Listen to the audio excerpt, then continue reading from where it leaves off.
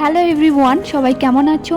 আজ বিকেলে মোবাইল ঘাঁটতে ঘাঁটতে মনে হলো স্টোর রুমে তো অনেক এরকম বাক্স রয়েছে, তাই ভাবলাম এগুলো দিয়ে কিছু একটা বানালে কেমন হয়।